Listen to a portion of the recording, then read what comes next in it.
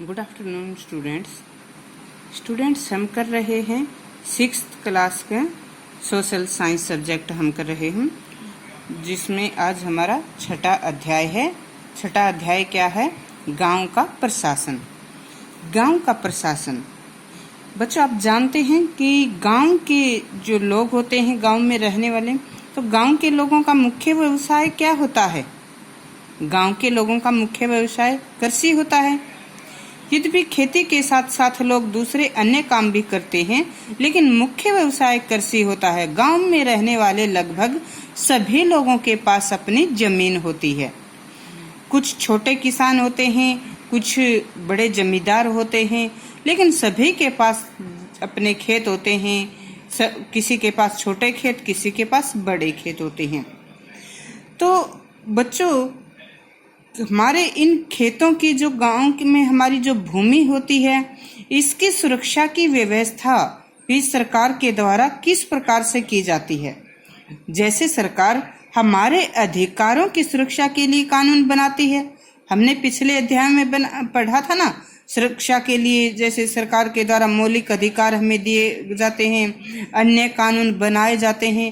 तो इसी प्रकार से हमारी भूमि, हमारी जमीन की सुरक्षा की व्यवस्था सरकार के द्वारा किस प्रकार से की जाती है, यही बातें हम इस पाठ में जानेंगे। ठीक है बच्चों। अब ये एक चित्र आप देख रहे हैं। ये चित्र क्या है? इस चित्र में एक किसान है, मोहन। मोहन जो है, ये एक गरीब किसान है जिसके पास थोड़ी अपनी जमीन है, और इसका जो दूसरा साथी किसान है रघु। रघु जो बड़ा जमींदार है, जिसके पास अधिक जमीन है। तो रघु क्या करता है? रघु ने मोहन की कुछ जमीन को अपने कब्जे में ले लिया है। जमीन को कब्जे में किस प्रकार से लिया जाता है बच्चों? ये बात मैं आपको एक मैप के द्वारा समझाने का प्रयत्न करती हूँ। मानो देखो, मैप में ये कुछ खेत दर्शाए गए हैं। ये जैसे खेतों की मेड जो होती है बीच की, ये एक खेत है ए का। ये ए जो व्यक्ति है, इसका खेत है। खेत के साथ ये जो रास्ते लगते हैं, ए का खेत है। ए के साथ में नीचे इधर बी का खेत है, और बी के खेत की जो ये मेड है, इसके साथ में डी का खेत है, और ए के साथ ऊपर ये सी का खेत है। सी के साथ में ही ई का खेत है, और नीचे एफ। ठीक है बच्चों, इधर से चारों तरफ ये रास्ते लगते हैं। इन खेतों के रास्ते इधर हैं, इन खेतों के रास्ते ये इधर और साइड में हैं। तो इन सब में ज्यादा बड़ा कौन है? एफ। एफ के पास हम देखते हैं ना, ज्यादा जमीन है। सी है, सी के पास थोड़ी जमीन है, ई के पास भी थोड़ी है, डी के पास। तो ई जो एफ है, एफ के पड़ोसी कौन से हैं? एफ के पास यहां से मेड लगती है सी की, इतनी मेड जो सी की लगती है, आगे ई की लगती है, इधर से डी की लगती है। तो मानो जो ये डी है, ये मोहन है। डी मोहन किसान, और ये रकम। अब ये बड़ा जमींदार है, ये गरीब है, और एफ ये क्या करता है? ये इधर से जब खेत की जुताई करता है, तो अपने इस मेड को बढ़ा लेता है। यहां से मानो ये यहां तक बढ़ा लेता है, अपनी इस मेड को वो यहां तक बढ़ा लेता है। इसने अपनी मेड को यहां से इतना डी के एरिया में ले लिया है ना। अब डी क्या करेगा? डी जैसे इसके पास जाएगा कि भी तुमने तो अपनी मेड को बढ़ा लिया है, ये तो मेरा खेत है इधर। तो नहीं कहे, नहीं, ये मेरी, यहाँ तक ये मैंने बढ़ाया नहीं है, यहाँ तक ये दोनों में आपस में झगड़ा हो जाएगा। तो इस प्रकार से हमारे खेतों की जो जमीन होती है, हमारे पास किसके पास कितनी जमीन होती है, पूरे जो गांव के लोगों के जो खेत होते हैं, हम देखते हैं ना, गांव में भी हमारे खेतों के साथ भी दूसरे अन्य जो हमारे पड़ोसी होते हैं, उनके खेतों की मेड़ लगती हैं।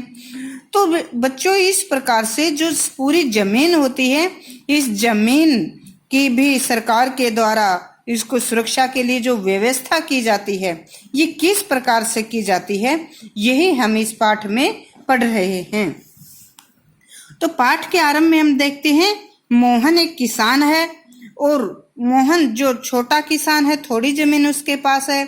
रघु जो बड़ा किसान है, ये मोहन को परेशान करता है। किस प्रकार से परेशान करता है कि जो रघु है ये के पास जमीन भी अधिक है और रघु का ताऊ जो है ये गांव का सरपंच है।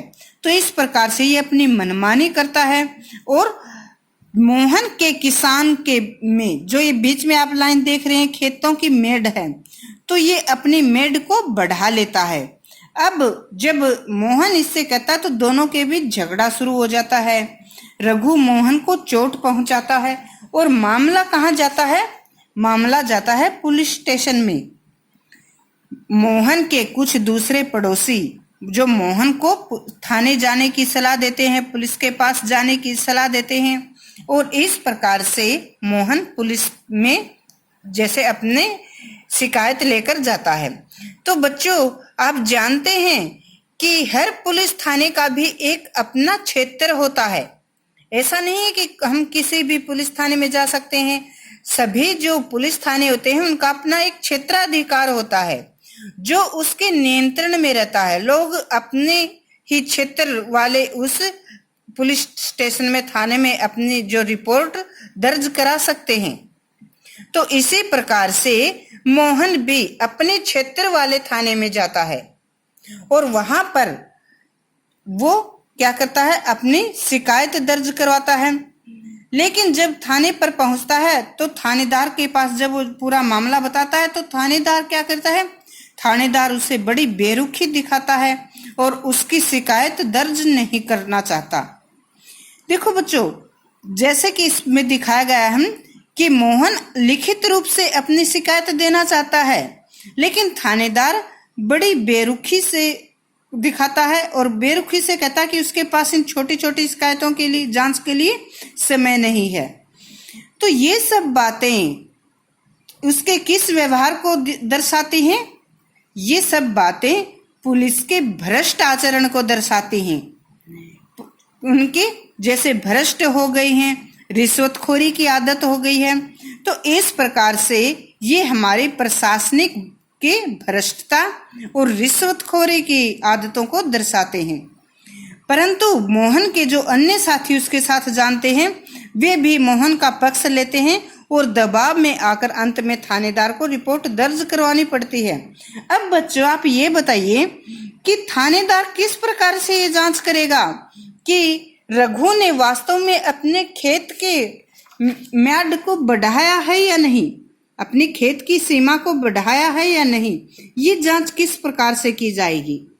जैसे इस चित्र में मैंने आपसे बताया था ना कि मानो ये एफ है, एफ ने डी के क्षेत्र में, एफ की तो यहाँ तक थी, ये डी के क्षेत्र में बढ़ गया है। तो अब एफ कहेगा नहीं, मेरी तो यहाँ तक है, ये मानो नहीं है, इसको आप, तो इस प्रकार से इसको हमने साफ कर दिया। अब एफ कहेगा कि मेरी तो यहाँ तक ही है। तो ये निर्णय किस प्रकार से पुलिस के द्वारा किया जाएगा कि वास्तव में ये इसकी जमीन में बढ़ा है या नहीं, इसकी जांच कैसे की जाएगी? तो बच्चों, इसकी जांच किस प्रकार से की जाती है? इसके लिए सरकार के द्वारा जो व्यवस्था की जाती है कि गांव के लोगों की, सभी की, किसके पास कितनी जमीन है, कैसा खेत का आकार है और किस प्रकार से पानी की या अन्य व्यवस्थाएं, इन सब के लिए जो रिकॉर्ड होता है जमीन, उसके लिए जो एक प्रशासनिक अधिकारी होता है जिसे पटवारी कहते हैं। तो जमीन का रिकॉर्ड किसके पास होता है? पटवारी के पास। समझे बच्चों?